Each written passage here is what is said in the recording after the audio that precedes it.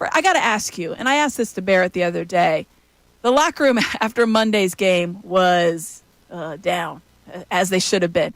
What was it like yesterday? What is the feeling you get? Because these guys do have to turn the page so quickly. Yeah, that's a great question, Amy. So it was very somber after Monday night, which is a good sign. Obviously, you want to see players caring, and you want them to have that sort of sit in their mind and know that they have to move forward from it. But yesterday, and there wasn't a ton of players in there, but it was a little bit more quiet, but it was still quiet. But I think you started to see people start to open up a little bit more because you do have to turn the page. It's a short week, and I really do feel like that game on Monday night was going to be the early season wake up call to hit that reset button and move forward because they have a really tough game against a really good Saints team. Yes, they do. Andrew Checo joining us on the Comcast Business Hotline, and that Saints team is good. I kind of throw out the first game statistically. I think it's a little bit inflated because it's the Panthers, but they just played the Cowboys and thumped them pretty good.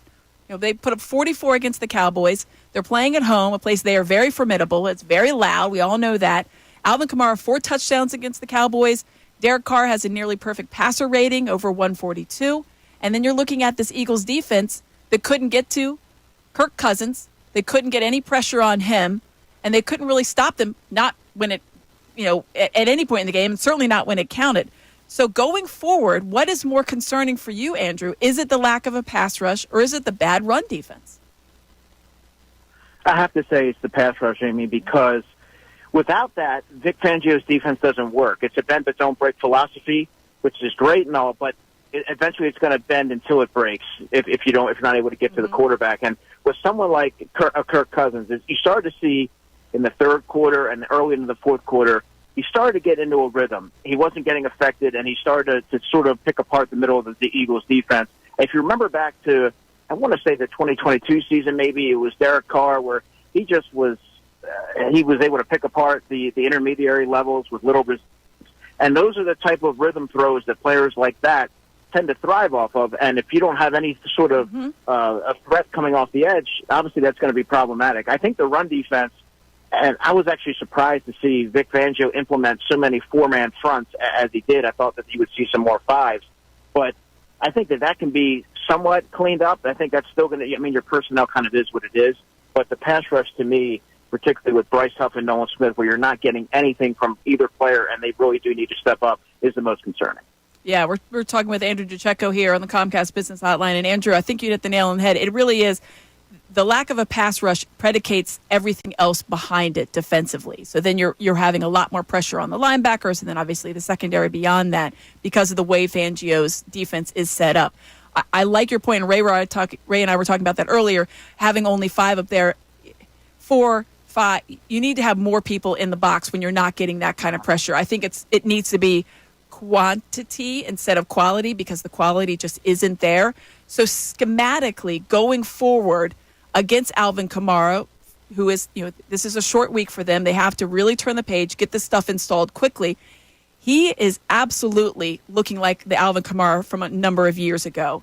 He ran all over the Cowboys, 3 rushing touchdowns, 1 receiving touchdown. He is a dynamic running back. He is not just a running back in the way that they use him and the way Derek Carr is able to use him. And then Kubiak is, I think, untapped a lot of that potential that maybe had been there and just been lying dormant for the last season or two. But is it schematically something that Vic Fangio can change in the next 2 days, really, to make a big difference in getting either pressure or certainly some kind of run stuffing? I don't think that they'll be able to get those 2 particular issues rectified in time for Sunday, Amy. And this is something that I was talking with Tom about on Birds Insider. Of all the blemishes that they showed on Monday night, I believe that the one that they can kind of fine-tune would be the tackling, because I think that that's something that's obviously fundamentally driven, and they've done it their whole lives. I think you have to take better angles to the football, and you have to rally to the football, especially with someone like Alvin Kamara, who is so elusive in the open field. It almost looks like he's gliding. You have to rally to him. And they also have a pretty good complementary piece in Jamal Williams, who is more of the power runner up the middle. So the Eagles, I think, really need to be able to tackle and wrap up, or it's going to be a really long day. In terms of the run defense, I don't know if I don't know what the solution is for that, because your personnel kind of is what it is at this time of the year. But I think that they can sort of they can alleviate some of that burden by wrapping up when they have a chance. Let's talk a little bit about the offense with you, Andrew, because I thought Jalen Hurts overall looked pretty good. I thought the offense was less dynamic than I expected, having what I saw against Green Bay to open the season, and maybe that was something that they were trying to do with no A.J. Brown, and then what the Falcons were giving them. It was surprising to see Dallas Goedert once again a non-factor. Britton Covey heavily involved just in the way that I think that defensively the Falcons were playing the Eagles. But Jalen running, I thought that was as good as he's looked in. I mean, you're going back to the early last season, because towards the end of last season, I think he really was hampered by an injury. I think that was pretty evident. And we saw his speed on display in training camp. And I thought, wow, when I watched him run several different times against the Falcons on Monday night, it looked like the Jalen Hurts that I had been expecting. I thought he made quick decisions to pull the trigger on the run. I know it opens him up for something, but what did you overall make of how Jalen played against the Falcons? Well, I thought that he was a little bit more decisive than as the game wore on. But to me, it still seemed like he was bailing out of the pocket too early, Amy, and there were times where it didn't seem like he was reading the full field. But by and large, I thought he made the necessary plays when they needed to be made in terms of running with the football. 85 yards on 13 carries. Really gutty runs on certain occasions, and he kind of put the offense on his back in many regards. But to your earlier point, I don't believe that Kellen Moore really called a great game. I was really underwhelmed with his showing on Monday night in terms of just the lack of scheming players open. With Britton Covey, if he's going to get 6 targets, they probably shouldn't be of the horizontal variety. He's somebody that you have to get him the ball in space and allow him to use his short area quickness to pick up yards after the catch. But Jahan Dotson, you have to find a way to get him involved. Just 1 target, 1 catch for 6 yards.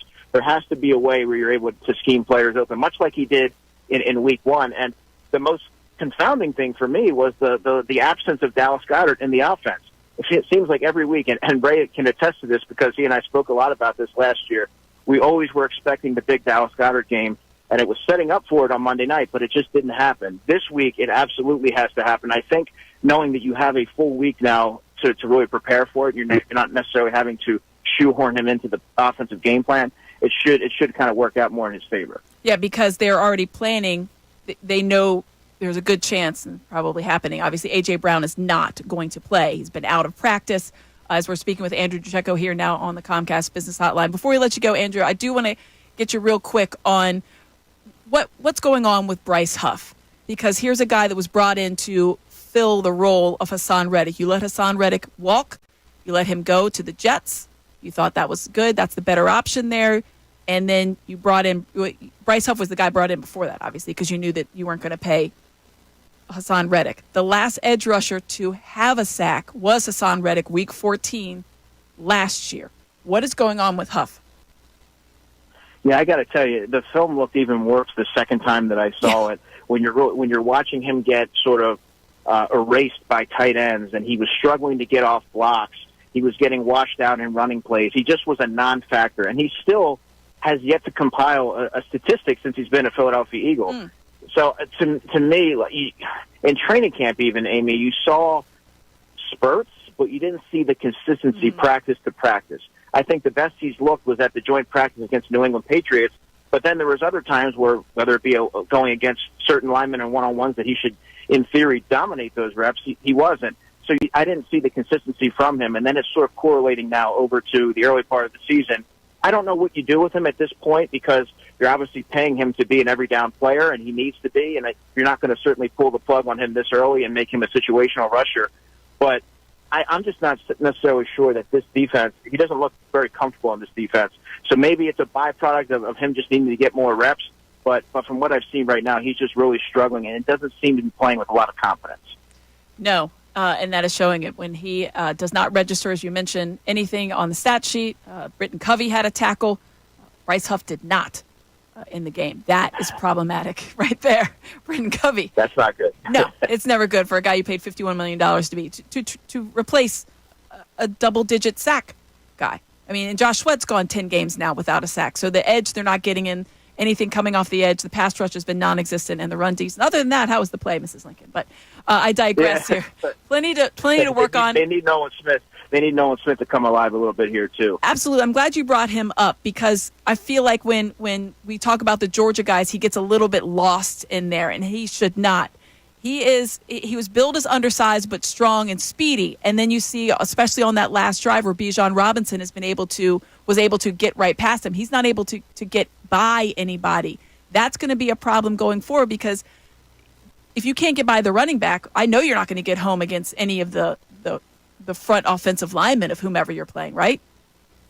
Exactly. So what I saw from Nolan in the summer was he looked exceptional when he was going against backup tackles. But again, with him, it was just pure athleticism. He was able to win his matchups based on athleticism and not necessarily hand usage. He just he really seems to be lacking in that area, and he's almost looks like someone who's kind of learning on the job a little bit. He's still trying to develop his play strength and.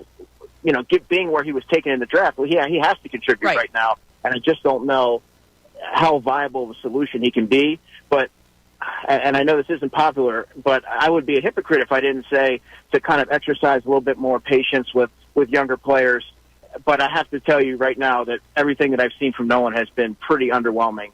Yeah. But I'm willing to give it a couple more weeks to see if he starts to hit his stride. But right now, the early returns have not been favorable. All right, Andrew, when is the next time you are on your Birds Insiders? Make sure we give you a good plug. Tonight at 6, it'll be me, Tom, and myself. All right, Tom Alvord and Andrew DeCecco coming your way at 6 o'clock tonight on Birds Insiders. Andrew, thanks so much for taking time out of your day. I know you're headed down to the NovaCare shortly to check in on those guys as we hear from the coordinators coming up. Andrew DeCecco, thanks so much for joining us, buddy. Anytime, Amy. Have a great day.